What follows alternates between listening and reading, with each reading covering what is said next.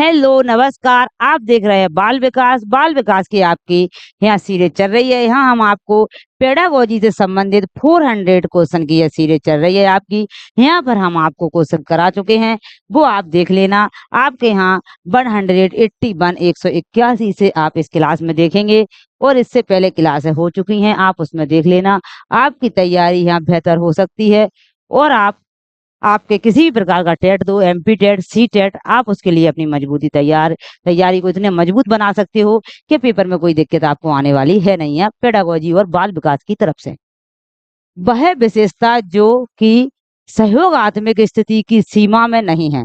क्या पूछा है कि वह विशेषता जो कि सहयोगात्मक स्थिति की सीमा में नहीं है, सहयोगात्मक नहीं हो रहा है, ऐसा एक ऑप्शन देखना है। आमने सामने अंतःक्रिया से, व्यक्तिक जवाबदेही से, कार्यों पर जोर से, शिक्षक केंद्रित से। वह विशेषता जो सहयोगात्मक स्थिति की सीमा में नहीं है। आमने सामने अंतःक्रिया होगी, बच्चे को जब समस्या आएगी टीचर से पूछ सकेगा। तो यहाँ क्या हो रहा है, आमने सामने अंतःक्रिया सहयोग हो रहा है। व्यक्तिक जवाबदेही, हर बच्चे की आप जवाबदेही ले कि बेटा तुम कैसा कर रहे हो, क्या कर रहे हो, नहीं आ रहा हमसे पूछो, तो समस्या बच्चे की सॉल्व हो रही है, सहयोग हो रहा है बच्चे का। कार्य पर जोर दे रहे हो कि नहीं बेटा आप इसे करो, नहीं आए वहां हमसे पूछ लो, तो वहां भी बच्चे की सहयोग बन रहा है बच्चे के लिए। शिक्षक केंद्रित, जहाँ शिक्षक केंद्रित है, जहाँ बच्चा बाल केंद्रित नहीं है, शिक्षक केंद्रित है, जहाँ शिक्षक किसी की नहीं सुन रहा, अपनी मनमानी कर रहा है, यह आपका ऑप्शन रॉन्ग हो जाएगा। डी आपका रॉन्ग है, हमसे यही नहीं पूछा था। नेक्स्ट क्वेश्चन पर चलेंगे। नेक्स्ट क्वेश्चन है, अपनी तैयारी को बेहतर बनाने के लिए ध्यान से चीजों को पढ़ते चलें। निम्नलिखित में से कौन सी सर्वाधिक प्रभावकारी विधि हो सकती है जो आपकी इस अपेक्षा की पूरी कर सके कि वंचित विद्यार्थी अपनी भागीदारिता द्वारा सफल हो सकेंगे। चलते हम। पढ़ाए जाने वाले विषय में आप अपनी रुचि विकसित कर सकें। अपने लक्ष्य को महसूस करने के लिए बच्चों को अन्य बच्चों से प्राय तुलना करते रहना। इस बात पर बल देना कि आपकी उनसे उच्च अपेक्षा है। आप उनकी सफलता हेतु उनकी क्षमता में विश्वास को अभिव्यक्त करना। क्या पूछा है, आपसे कह रहे हैं कि आप उनकी सफलता हेतु उनकी क्षमताओं में विश्वास अभिव्यक्त करना। आप यहाँ देखेंगे ये ऑप्शन को समझेंगे आप कि पढ़ाए जाने वाले विषय में आप अपनी रुचि विकसित करना। आप कोई विषय पढ़ा रहे हो जो आपको अच्छा लगता है, आपने पेड़ पढ़ाया हो, आपने कहीं सेव का पेड़ देखा है, आप सेव के पेड़ के, आपको सेव के पेड़ में रुचि है और आप सेव के पेड़ से संबंधित चीजें बताते जा रहे हो, पढ़ाते जा रहे हो, सेव का पेड़ ऐसा होता है, तो बच्चों ने तो सेव का पेड़ देखा ही नहीं है ना, आपकी रुचि से कुछ नहीं होगा। ये तो बाल केंद्रित शिक्षा हो गई। हमें चाहिए बच्चे की रुचि। और बच्चे की रुचि किसमें है, बच्चा किस पेड़ को जानता है। हम पेड़ जब पढ़ा रहे हैं, हम नदी पढ़ा रहे हैं, तो बच्चा किस नदी से जुड़ा है, बच्चा किस नदी को जानता है, तो वो जरूरी है। बच्चे की रुचि जानना जरूरी है। टीचर अपनी रुचि से पढ़ाएगा, यहाँ बच्चे का विकास नहीं होगा। बच्चे की रुचि जानना है, बच्चे को जो चीज संबंधित है, जिस बच्चे को जानता है जो चीज को, उससे संबंधित चीज लेकर हमको पढ़ाना है, इसलिए गलत हो गया। अपने लक्ष्य को महसूस करने के लिए बच्चों को अन्य बच्चों से तुलना करते रहना। बच्चों की बच्चों से तुलना नहीं करना कि तुम गधे हो, तुम होशियार हो। इसे करने से बच्चे में आत्महीनता आती है, बच्चा का मनोबल नहीं बढ़ता है पढ़ने के लिए। इस बात पर बल देना कि आपकी उनसे उच्च अपेक्षाएं रहे। आप उनसे अपेक्षाएं कर रहे हो कि नहीं बेटा तुमको तो अच्छे नंबर लाना ही है, पास होना है, इसलिए सब कहेंगे कि ये सर के बच्चे बहुत अच्छे हैं, ऐसे ही आप उनसे अपेक्षाएं रख रहे हो, नहीं, ये गलत है। आप उनकी सफलता हेतु उनकी क्षमताओं में विश्वास की अभिव्यक्त करें। आप उनकी क्षमताओं को कहें कि आप बहुत अच्छा कर रहे हो और हम और सहयोग करें और आप और अच्छा कर सकते हो। आप उनको अभिव्यक्त करें, आप उनको विश्वास दिलाएं कि आपकी क्षमताएं बहुत अच्छी हैं, आप बहुत अच्छा कर रहे हो और कर सकते हो। तो बच्चे को मोटिवेट करें, बच्चे को वो दिलाएं, आश्वासन दिलाएं, विश्वास दिलाएं कि आप कर सकते हो। और बच्चे को कहें हर बच्चा एक श्रेष्ठ होता है, आप भी श्रेष्ठ हो, आप भी कर सकते हो। तो बच्चे को डांट फटकारना नहीं है, डी ऑप्शन आपका राइट है। बच्चे को एक अच्छी बातें बताना है, अच्छा वो करना है, मोटिवेट करना है बच्चे को कि बच्चा कुछ कर सके, इसलिए डी ऑप्शन आपका राइट था। निम्नलिखित में से कौन सी एक महत्वपूर्ण गतिविधि बच्चों को सीखने के लिए सक्षम बनाती है। व्याख्यान विधि, निर्देश विधि, पुरस्कार विधि और संवाद विधि। व्याख्यान विधि, जो जोर से पढ़ना वो सुनेंगे। निर्देश देना, पुरस्कार देना, निर्देश देना, व्याख्यान देना। संवाद विधि, संवाद में क्या होता है, एक दूसरे से आदान प्रदान होता है, संवाद होता है, संप्रेषण होता है भाषा का। और बच्चे अपने कोई भी प्रश्न सर से पूछ सकते हैं, अपने कोई भी क्यों, और सर अपनी कोई भी बात बच्चों से बता सकते हैं। तो संवाद होगा, आपस में आदान प्रदान होगा, वहां अच्छा बच्चे सीख पाते हैं और बच्चों को सीखने का मौका मिलता है। सभी के लिए विद्यालयों में सभी की शिक्षा निम्नलिखित में से किसके लिए प्रचार वाक्य हो सकता है? शक्तिशाली शिक्षा, समावेशी शिक्षा, सहयोगात्मक शिक्षा, प्रत्यक्ष शिक्षा। हमसे क्या पूछा है कि सभी के लिए विद्यालयों में सभी की शिक्षा निम्नलिखित में से किसके लिए, इससे कौन सा वाक्य बन रहा है? सभी के लिए हमने पढ़ा ना, सभी बच्चे एक समान कक्षा में जाकर बैठ रहे हैं, वह विकलांग है, अंधे हैं, बहरे हैं, वंचित परिवार से आए, अच्छे परिवार से आए, सब बच्चे एक साथ बैठ के पढ़ रहे हैं। सबकी अलग अलग विशेषता है, सबकी अलग अलग विशेषताओं को ध्यान में रखते हुए और उनको अलग अलग शिक्षा प्रदान की जा रही है। जैसे किसी को कम सुन पाता है तो उसे आगे बिठाया जा रहा है, उसे कम दिखाई पड़ता है तो उसे आगे बिठाया जा रहा है, कोई बच्चा पाँव से कुछ खेल नहीं सकता तो उसे हाथ से खेलने का गेम दिया जा रहा है। बच्चे की जो बच्चा वंचित परिवार से है, उसे अभी अभी उसे वो 1 2 3 नहीं जानता, तो पहले 1 2 3 सिखाना है, तब उसे 2 और 2 प्लस करना सिखाएंगे। जब उसे पहले छोटा बड़ा सिखाएंगे तो उसे कल फल जल लिखाना सिखाएंगे। तो उसकी क्षमताओं के अनुसार उसे पढ़ाया जा रहा है। आपको पता है कौन सी जो शिक्षा है आपकी, आपकी समावेशी शिक्षा में आता है। जो समान कक्षा में बैठ के पढ़ रहे हैं, ये आपकी समावेशी शिक्षा में आता है। बार बार यहाँ से क्वेश्चन बनता है, आप चीजों को अच्छे समझ लेंगे, आपको फिर कभी इसमें ध्यान नहीं भूलेगा। कक्षा कक्ष में जेंडर लिंग विभेद है। जेंडर की बात कहाँ की गई है? जहाँ जेंडर विभेद की बात हो रही है, जहाँ कहीं ऐसा आए कि यहाँ पर यह कार्य को महिला कर सकती हैं, इसे पुरुष नहीं कर सकते, या इसे पुरुष कर सकते हैं, इसे पुरुष जरूर कर लेंगे, महिला नहीं कर पाएंगी, तो वहां क्या हो रहा है? जेंडर की बात आ रही है, यहाँ जेंडर का भेदभाव चल रहा है। क्योंकि जेंडर समाज ने, कभी क्वेश्चन आ जाता है कि जेंडर कहाँ से आया, तो जेंडर समाज ने बनाया है, ये कहीं ऐसे बन के नहीं आया। पेट से सब एक समान है, उसका लड़के का नाम को लड़की रख देते, लड़की का नाम लड़का बोलने लगते, तो वो भी चलता है। शिक्षार्थियों के निष्पादन को प्रभावित नहीं करता है। लिंग विभेद क्या करता है? शिक्षार्थियों के हसमुख प्रयासों अथवा निष्पादन का कारण बन सकता है। पुरुष शिक्षार्थियों के वृद्धि उन्मुख प्रयासों अथवा निष्पादन का कारण बन सकता है। महिला शिक्षकों की अपेक्षा पुरुष शिक्षक द्वारा अधिक किया जाता है।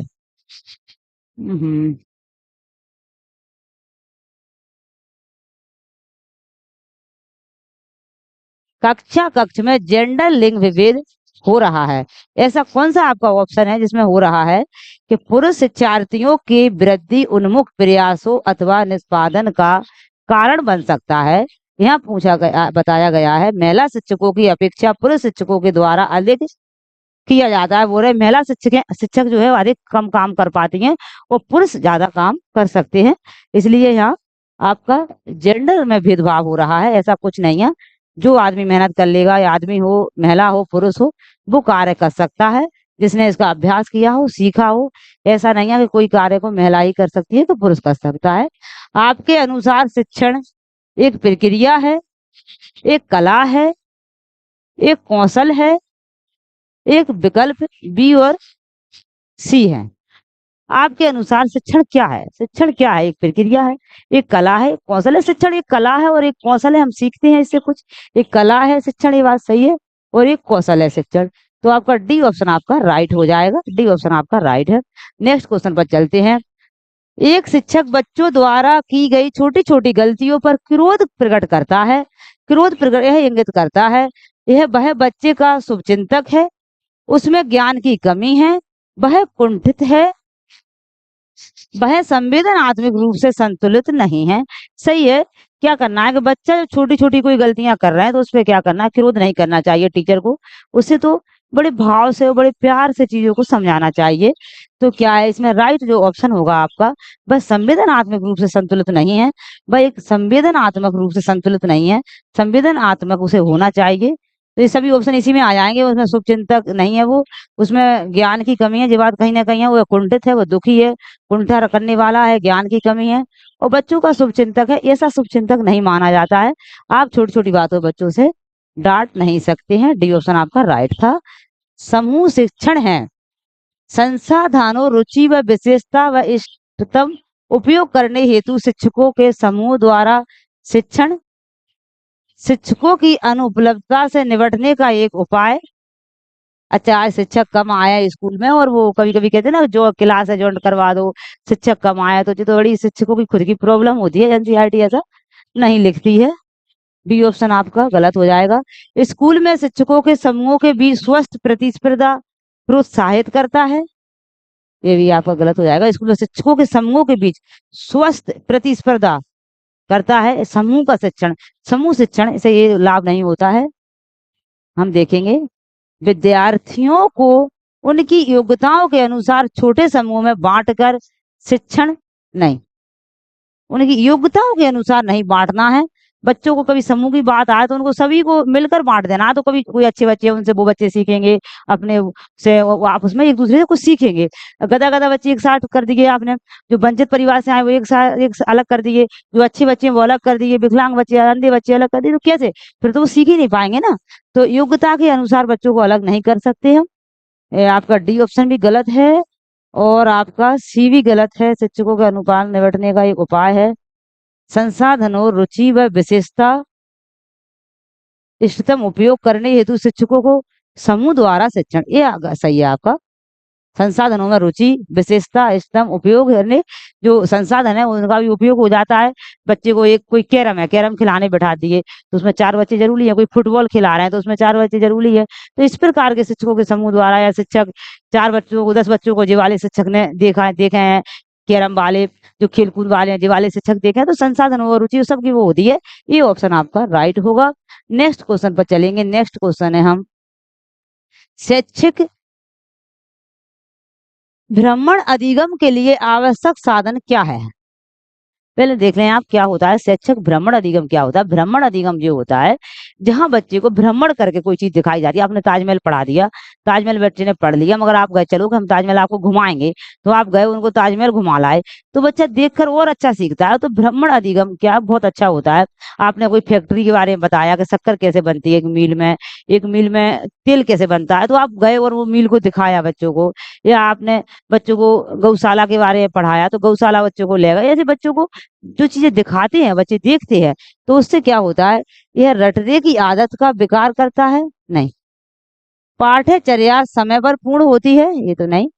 यह कल्पना शक्ति का विकास करता है, यह कल्पना शक्ति का विकास करता है, ये थोड़ा हो सकता है, चार पता पड़ेगा डी को देखकर।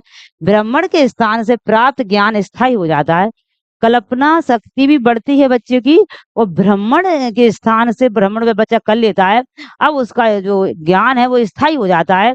वो चीजों को उसने पढ़ा बच्चे ने और फिर उनको देखा, तो जब कोई चीजों को नहीं करके देखते हैं, ऐसे जब बच्चे ने उसी चीज को पढ़ा और उस चीज को फिर देखा तो उसका ध्यान बिल्कुल स्थायी हो जाएगा कि वहां ये चीज थी, लेफ्ट साइड ये था, राइट साइड ये था, यहाँ ये था, तो आप बिल्कुल याद रहेगा कुछ भी चीज होगी कि ये चीज ऐसी होती है। डी ऑप्शन आपका राइट है। एक शिक्षक की सबसे महत्वपूर्ण चुनौती क्या होती है। विद्यार्थियों से उनका गृह कार्य करवाना, शिक्षण अधिगम प्रक्रियाओं को आनंदप्रद बनाना, कक्षा में अनुशासन बनाए रखना, प्रश्न पत्र तैयार करना। आप एक टीचर हो, एक शिक्षक की सबसे महत्वपूर्ण चुनौती क्या होती है। विद्यार्थियों को उनका गृह कार्य करवाना, शिक्षण अधिगम प्रक्रिया को आनंदप्रद बनाना सबसे मोस्ट है। शिक्षण अधिगम प्रक्रिया को आनंदप्रद बनाना, ऐसा पढ़ाएं। बार बार एनसीईआरटी में लिखा है कि आप बच्चों को ऐसा पढ़ाएं जिससे बच्चों में रुचि आए, बच्चे उस चीज को पहले से जानते हो, उसे रुचि लेकर पढ़े बच्चे, उसे आनंद आए पढ़ने में बच्चों को, ऐसा बच्चों को पढ़ाएं। तो शिक्षण अधिगम प्रक्रिया को आनंदपूर्ण बनाना उनकी महत्वपूर्ण चुनौती है। गृह कार्य देना उनका कार्य है, कक्षा अनुशासन बनाए रखना वो कर लेंगे, प्रश्न पत्र तैयार करना ये इतने कठिन नहीं है। बच्चों को आनंद आए, बच्चे खुश होकर पढ़े, बी ऑप्शन आपका राइट है। नेक्स्ट क्वेश्चन है हमारा शिक्षार्थियों के बीच अधिगम शैली में अंतर का कारण हो सकता है। अंतर का कारण क्या हो सकता है। शिक्षार्थी की समाजीकरण प्रक्रिया, शिक्षार्थी द्वारा अपनाई गई विचारण नीति, परिवार की आर्थिक स्थिति, बालक का लालन पालन। पूछा है शिक्षार्थी के बीच अधिगम शैली में अंतर का क्या कारण हो सकता है। एक दो शिक्षार्थी हैं, दो बच्चे हैं और उनको एक ही चैप्टर पढ़ने के लिए दिया गया। और जब वो उनके पढ़ के वो निबट गए तो उनसे पूछा गया, तो वो एक बच्चा अलग धारणाएं बता रहा है, एक बच्चा अलग धारणा बता रहा है। एक ही चैप्टर पढ़ा है, एक सा पढ़ा, और उनका जो बताने का तरीका है वो अलग है। क्यों अलग है? कौन सा बच्चा किस संस्कृति में पला है, किस पर्यावरण में पला है, किस समाजीकरण में पला है, तो उस हिसाब से उसके भाव अलग हो जाते हैं। उसी भाव से बच्चा उन चीजों को बोलेगा। तो यहाँ पूछा गया शिक्षार्थी का समाजीकरण की प्रक्रिया, शिक्षार्थी द्वारा अपनाया गया विचारण नीति। जो अब देखो ए ऑप्शन इसी में दोनों आ गए, तीनों ऑप्शन इसी ऑप्शन में समा गए। बी ऑप्शन इसका राइट है। कैसे हम देखेंगे? शिक्षार्थी की समाजीकरण की प्रतिक्रिया, वो किस समाज में जन्म लिया है, किस समाज में रह रहा है, तो वहां से भी उसने उसके भाव वो अलग होंगे, वो प्रतिक्रिया रहेगी उसकी समाजी क्रिया की। परिवार की आर्थिक स्थिति, वो अपन जब कोई पिक्चर देखते हैं तो जो इंसान को जो अच्छा लगता है, किसी को उसकी वो लड़ाई में मजा आ रहा है, किसी को उसकी कोई एक पार्ट में कोई गरीब है उसको सताया जा रहा है, तो कहीं ना कहीं वो उस चीज से मतलब वो हुआ है या आहत हुआ है, सताया गया है या परेशान है, तो उसे कोई की उम्र ऐसी है तो उसमें जो लव सीन है उन पे ज्यादा ध्यान दे रहा है कि नहीं वो बहुत अच्छा लगा, लड़की कितनी अच्छी मिली, लड़के से मिला, तो उन पे ध्यान दे रहा है। कोई किसी की गरीबी पे ध्यान दे रहा है, कोई उसमें बिजनेस कर रहा है तो क्या बिजनेस था उसका, वो उस पे ध्यान दे रहा है। तो वो अपनी अपनी विचारधारा उसको किस किस परिवेश से हैगा तो उसकी वो आएगी। परिवार की आर्थिक स्थिति, ये बहुत मोस्ट है। बालक का लालन पालन, बालक का लालन पालन क्या हुआ है, बालक का उसकी आर्थिक स्थिति क्या है, उसका समाजीकरण क्या है, ये सबसे मिलके, ये तीनों से मिलके जो बना, यह बना शिक्षार्थी द्वारा अपनाई गई विचारधारा, विचारण जो नीति है वो कैसी अपनाई है उसने, उसके हिसाब से बच्चा बोलेगा। बी ऑप्शन इसका आपका राइट होगा। यही हर इंसान के जीवन में होता है, हर इंसान अपने अपने नजरिए से चीजें देखता है, इसलिए आज इतना विवाद हो रहा है। जाति पर विवाद देखो, धर्म पर विवाद देखो, नहीं ये जाति और धर्म पर विवाद ना होना चाहिए, क्योंकि हमें देश की सोचना चाहिए और देश को आगे बढ़ना चाहिए। तो क्यों हो रहा है? उनकी संस्कृति, उनका वातावरण, उनकी स्थिति क्या रही, कैसी रही, इसलिए जो विवाद हो रहे हैं। नहीं, जाति धर्म सबसे ऊपर हमारा देश है और इंसानियत है, इसको लेकर चलना है। तो ये सब चीजें नहीं आना चाहिए, मगर लोगों में अलग अलग विभिन्नता है, धर्म के नाम पर, जातियों के नाम पर, सामाजिकता के नाम पर, इसी ये कारण बन रहे हैं, आप देख रहे हो आजकल। निम्नलिखित में से कौन सा कथन सत्य है? आनुवांशिक बनावट व्यक्ति के परिवेश की गुणवत्ता के प्रति प्रत्युत्पादकता, क्या होगा, प्रत्युत्पादकता को प्रभावित करती है। गोद लिए गए बच्चों का वही बुद्धि लब्धांक एक होता है जो गोद लिए गए उसके सगे भाई बहनों का होता। मतलब एक बच्चा यहाँ से गोद लिया और दूसरा बच्चा कहीं और से गोद लिया, दो बच्चे गोद लिए, दोनों का आईक्यू एक होगा। देखो आईक्यू तो ना दो ही बच्चों गोद लिए अलग अलग, ना उनका आईक्यू एक हो सकता है, और ना आईक्यू एक ही माँ के पेट से जन्म लिए बच्चों का भी आईक्यू एक नहीं हो सकता है, अंतर आ जाता है बच्चे में। तो आईक्यू तो एक नहीं होता है, कभी भी एक सा आईक्यू नहीं होता है। अनुभव मस्तिष्क के विकार विकास को प्रभावित नहीं करते हैं। हमसे पूछा है निम्नलिखित में से कौन सा कथन सत्य है? अनुभव मस्तिष्क के विकास को प्रभावित नहीं करते हैं, करते हैं, गलत है। नहीं करते ये गलत है, मगर करते हैं। अनुभव, हमारे जो अनुभव होते हैं जहाँ कहीं से हमने अनुभव लिए हैं, तो मस्तिष्क के विकास को प्रभावित करते हैं। अनुभव है हमें इस कार्य करने का, अनुभव है हमें पढ़ाने का, अनुभव है हमें बोलने का, तो हमारे मस्तिष्क के जो विकास है उसे प्रभावित करेंगे, स्वाभाविक है, ये नहीं तो रॉन्ग हो जाएगा। विद्यालयीकरण का बुद्धि पर कोई प्रभाव नहीं पड़ता, ये भी रॉन्ग है। आप देखो, विद्यालयीकरण का बुद्धि पर कोई प्रभाव पड़ता, अरे 100% क्या 80% पड़ता है, क्यों नहीं पड़ता? बच्चा स्कूल जाता है, बहुत कुछ सीखता है वहां से, तो विद्यालयीकरण का बुद्धि पर बहुत प्रभाव पड़ता है, ये नहीं पड़ता। ये रॉन्ग हो गया, ये रॉन्ग हो गया, डी रॉन्ग, सी रॉन्ग और बी भी रॉन्ग है आपका। इसका मतलब ए ऑप्शन आपका राइट होगा। अनुवांशिक बनावट व्यक्ति के परिवेश की गुणवत्ता के प्रति उत्तरदायित्व को प्रभावित करती है, ये बात सही है। जो अनुवांशिकता है हमारे अंदर, अनुवांशिकता तो है, बनावट अनुवांशिकता से आती है, माँ जैसे आंखें आती हैं, किसी के बाल, हाथ पैर, कद काठी, अनुवांशिकता से। मगर अनुवांशिकता भी हमारी, हमारा जो वातावरण है उससे प्रभावित होती है। आप देखो अब यहाँ कैसी किसी की, आप चले जाओ ऑस्ट्रेलिया वगैरह उधर, तो कैसे आदमी होंगे, बड़े लंबे चौड़े आदमी होंगे। इंग्लैंड में भी बहुत लंबे आदमी होते हैं, उनकी आंखें भूरी होती हैं, उनके बाल भूरे होते हैं, तो आपका अनुवांशिकता है, उनकी बाल भूरे होंगे, मगर वातावरण की वजह से है बाल भूरे, उनके वातावरण की। तो हमें अनुवांशिकता की बनावट व्यक्ति के परिवेश की और गुणवत्ता वातावरण के प्रभावित करती है, तो ये ऑप्शन आपका राइट हो जाएगा। नेक्स्ट क्वेश्चन पर चलते हैं। नेक्स्ट क्वेश्चन है हमारा, एक प्रभावी शिक्षक वह है जो कर सकता है, एक प्रभावी शिक्षक है वो क्या कर सकता है, एक प्रभावी शिक्षक होगा? कक्षा पर नियंत्रण करना, कम समय में अधिक सूचना देना, कक्षा पर नियंत्रण करना, कम समय में अधिक सूचना देना, विद्यार्थियों को सीखने के लिए अभिप्रेरित करना, दत्त कार्य को ध्यानपूर्वक जांचना। ऑप्शन चारों एक से लगते हैं, चारों अच्छे लगते हैं, मगर उनमें से एक सबसे अच्छा देखना पड़ता है। एक प्रभावी शिक्षक है, वह क्या कर सकता है? वह कक्षा पर नियंत्रण कर सकता है, ये तो कर ही सकता है वो, कैसे भी करे, सॉल्व सवाल दे के करे, समझा के करे, प्यार से करे, कर सकता है। कम समय में अधिक सूचना देना, दत्त कार्य को ध्यानपूर्वक जांचना, ये भी सही है। विद्यार्थी को सीखने के लिए अभिप्रेरित करना, सबसे अभी भी आया था ऐसा ही क्वेश्चन है।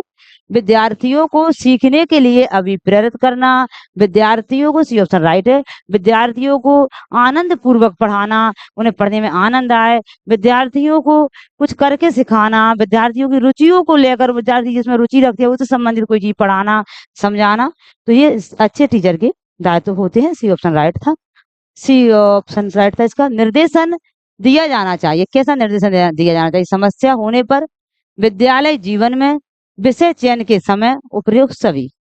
निर्देश दिया जाना चाहिए, समस्या होने पर भी निर्देश दे सकते हैं, विद्यालय जीवन में भी निर्देश, और विषय चयन करने में भी निर्देश। डी ऑप्शन आपका इसका राइट हो जाएगा। नेक्स्ट क्वेश्चन पर चलते हैं। नेक्स्ट क्वेश्चन है हमारा,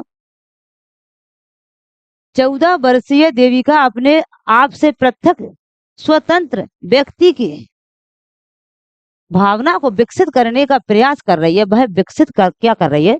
क्वेश्चन में स्पष्ट ही कह रहा है क्वेश्चन के 14 वर्षीय देविका है, वो अपने आप को ये सोच रही है कि मैं स्वतंत्र हो जाऊं, मुझे कोई, जब उम्र में अक्सर ऐसा होता है कि मुझे कोई डांटे नहीं, फटकारे नहीं, मैं जो कर रही हूँ सही कर रही हूँ, बार बार मुझे कोई टोके नहीं, तो जो उम्र में जो होता है किशोर अवस्था में, और माँ बाप को, पेरेंट्स को अवश्य ध्यान रखना चाहिए। बच्चे को ऐसा होता है, अब आपको ध्यान रखना है, उसका मन ये चाहता है, तो ये स्पष्ट ही कह रहे हैं वो क्या चाह रही है?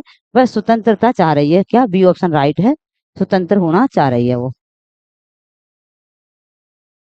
जिन विद्यालयों में समाकित शिक्षा दी जाती है, उस विद्यालय के शिक्षकों को किस क्षेत्र विशेष में प्रशिक्षित करना चाहिए? ये कभी कभी बच्चा भूल जाता है। समाकित लिखा है, समेकित मीन्स मतलब समावेशी कक्षा ही होगा। क्या होगा? समावेशी कक्षा ही होगा। समावेशी कक्षा आपको पता है कैसी होती है? विशेष आवश्यकता वाले बच्चों की पहचान और शिक्षण में, विज्ञान विधि द्वारा शिक्षण में, क्रिया आत्मिकता के साथ शिक्षण में, उपयुक्त में से कोई विजेता प्रकाशन। हमसे पूछा है कि जिन विद्यालयों में समावेशी शिक्षित शिक्षा दी जाती है, मतलब समावेशी शिक्षा दी जाती है, उस विद्यालय के, समावेशी भी आ सकती है, समेकित आ सकती है, समेकित शिक्षकों को किस क्षेत्र में विशेष प्रशिक्षण लेना चाहिए? विशेष आवश्यकता वाले बच्चों की पहचान शिक्षण में, ये ऑप्शन आपका राइट हो जाएगा। जो विशेष आवश्यकता वाले बच्चे हैं, विशेष आवश्यकता वाले बच्चे, आप कभी ये ध्यान करना, विशेष आवश्यकता वाले ये बच्चे नहीं है कि इसकी IQ कम है, इसकी बुद्धि लब्धि कम है, इसकी बुद्धि लब्धि अच्छी है, वो प्रतिभाशाली बालक है। विशेष का मतलब होता है सबसे अलग है। सब बच्चे कमजोर है, एक बच्चा प्रतिभाशाली बालक है, वो भी विशेष बालक में आएगा। एक बच्चे का IQ मंद बुद्धि में चला गया, 70 से कम है, जड़ बुद्धि है, तो वो भी विशेष अवस्था में आएगा। कोई विकलांग है, कोई अंधा है, कोई सुन नहीं सकता, कोई वंचित परिवार से आया है, तो जो सबसे अलग है वो विशेष आवश्यकता वाले बच्चों में आएगा। उसकी पहचान करना है कि उसे क्या आवश्यकता है, उसे कहाँ से पढ़ाई शुरू करना है, वो करवाना है। ये समावेशी कक्षा की महत्वपूर्ण आपका ऑप्शन था। नेक्स्ट क्वेश्चन पर चलते हैं। नेक्स्ट क्वेश्चन है हमारा, यहाँ खाली स्थान होगा आपका, के अतिरिक्त निम्नलिखित में से कुछ तकनीकी हैं जो परीक्षा के कारण होने वाली चिंता को दूर करती हैं? प्रश्न पत्र की संरचना पैटर्न से परिचित कराना, सही बात है। पहले बच्चे को वो मॉडल पेपर दिलवाते हैं, बच्चे को ऐसे पेपर होगा, ऐसे होगा, उसे करवाना, ये सही है। परिणामों के बारे में बहुत अधिक सोचना, ये तो गलत है, ये तो गलत हो जाता है। समर्थन प्राप्त करना, बच्चे को कहना आप हमारा समर्थन है, टीचर कह रहे आप कर सकते हो, आप बहुत अच्छे बच्चे हो, कोशिश करो, पढ़ते रहो, भी टाइम है। विशिष्टताओं पर बल देना, जो विशिष्टता है उनमें, उन पर और बल देना कि आप ये वाले चैप्टर में सही हो, ये इससे अच्छे नंबर आए थे आपके पेपर में, इस पे बहुत ज्यादा ध्यान दो, इसमें कम आए थे, इस पे बहुत ज्यादा ध्यान दो, आप कर सकते हो। तो विशिष्टताओं पर भी बल देना है। परिणाम के बारे में बहुत अधिक नहीं सोचना चाहिए, ये बात सही है, छोटे बच्चों के लिए भी और आपके लिए भी है कि हमारा कट ऑफ कितना आएगा, हमारे कितने नंबर आएंगे, कितने आ सकते हैं। आपको अपने जो प्रश्न पत्र संरचना पैटर्न का परिचित करना चाहिए, बार बार प्रैक्टिस सेट लगाने चाहिए। जो आपकी प्रैक्टिस सेट है, ये आप लगाते रहो, पढ़ते रहो, परिणाम अपने आप आपका अच्छा आएगा। बी ऑप्शन आपका राइट है, ये हमसे पूछा था। नेक्स्ट क्वेश्चन पर चलते हैं। नेक्स्ट क्वेश्चन है हमारा, शिक्षण प्रक्रिया में निम्नलिखित में से किसका भली प्रकार ध्यान रखना चाहिए?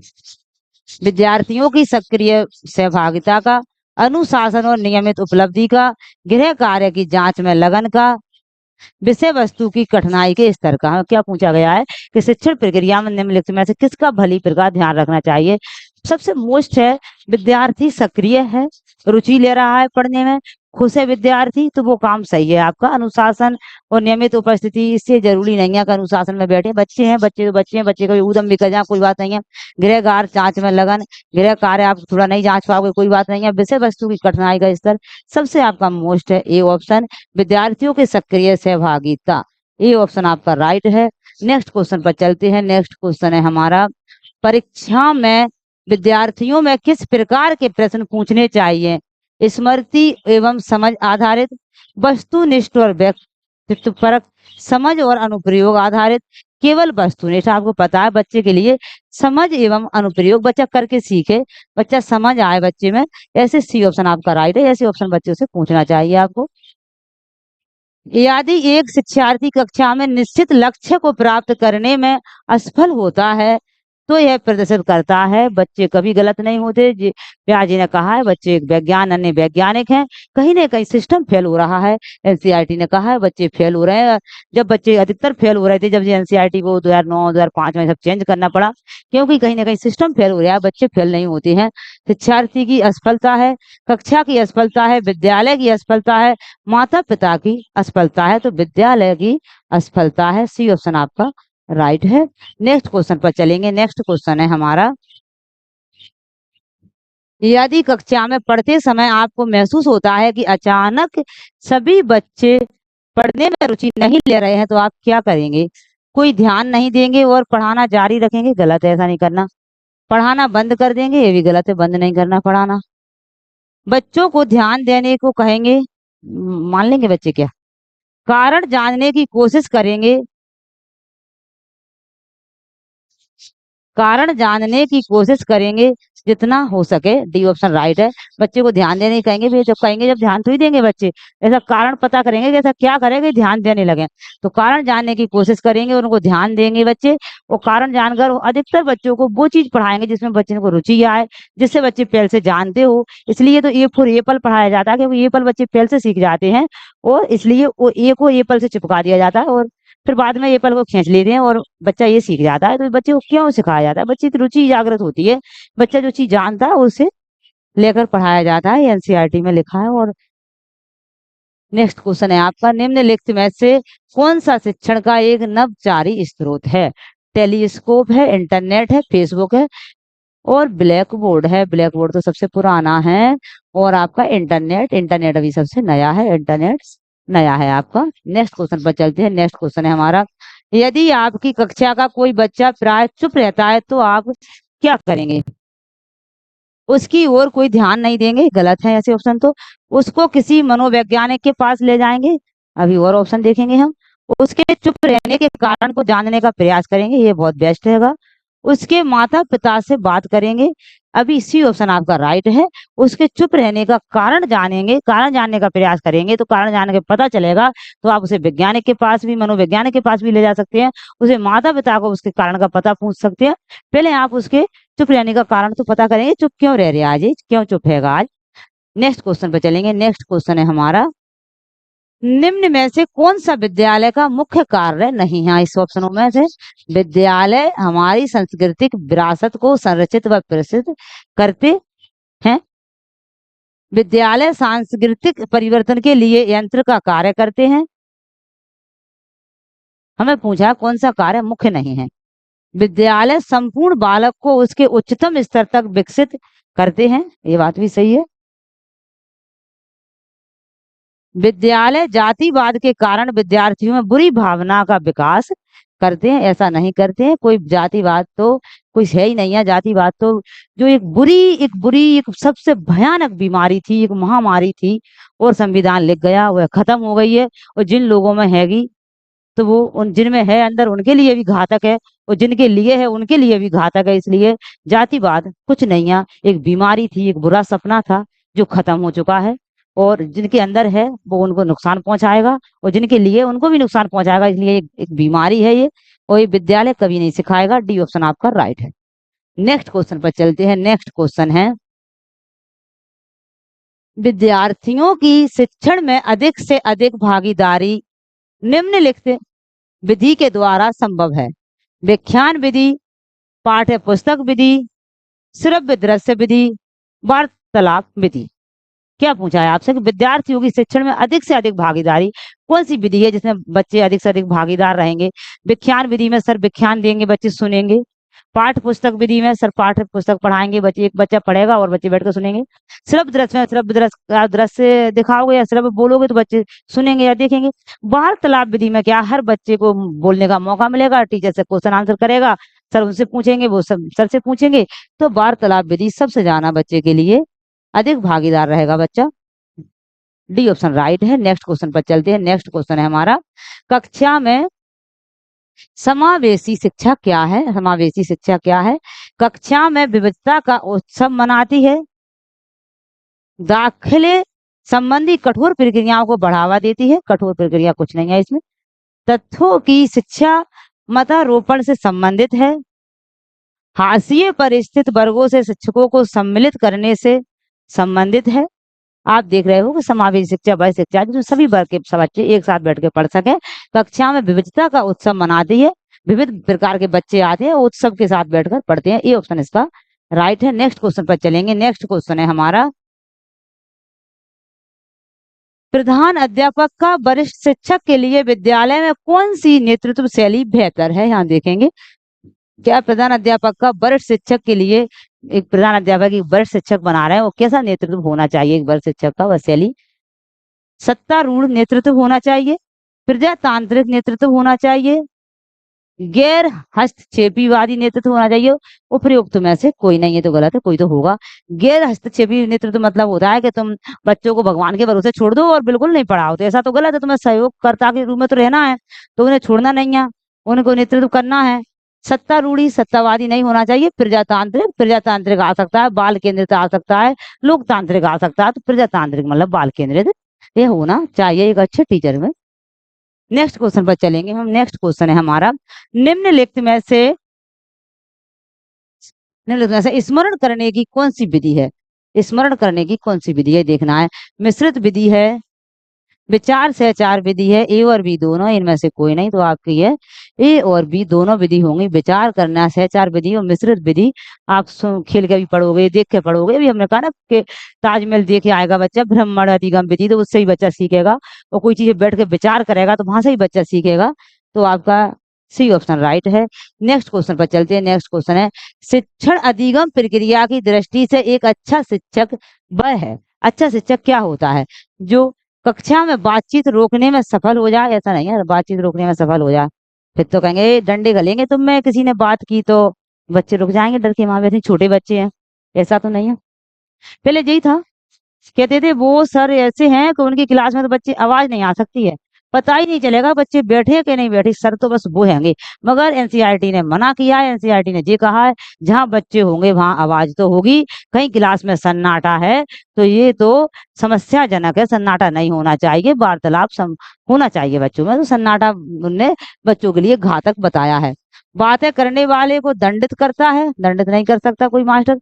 उदासीन है, खुद रो रहा है मास्टर, वो दुखी है किसी प्रकार से, ऐसा नहीं कर सकते कोई भी टीचर।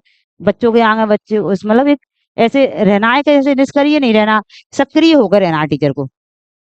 जो सोचता है कि बातचीत को सीखने के संसाधन के रूप में उपयोग किया जा सकता है। जो क्या कहा है कि जो सोचता है कि बातचीत को सीखने के संसाधन के रूप में उपयोग किया जा सके, ऐसे टीचर अच्छे टीचर माने जाएंगे। जो कोई बात कर रहा है बच्चे को तो उसको संसाधन बना ले, उसको साधन बना ले, उससे बच्चे को सिखाए ना बच्चे को डराए। तो डी ऑप्शन आपका राइट होगा।